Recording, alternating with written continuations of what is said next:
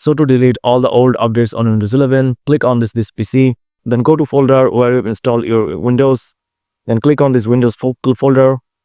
Then after that, you need to find a folder called software distribution, and here you can find the software distribution. Double click on it. Then here you'll find the option called download, and these are all the old updates files. So you just need to select all of them and just click delete here,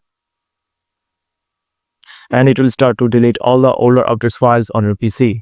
And for some files you will need administrative permission, so just check mark this, do this for all current items and click continue, and it will start to delete all the folders from this download folder. As you can see, in my case it's more than 8 GB. After deleting all the files, just go to recycle bin and select all the file and click delete, and this will permanently delete all the files, older files from your PC.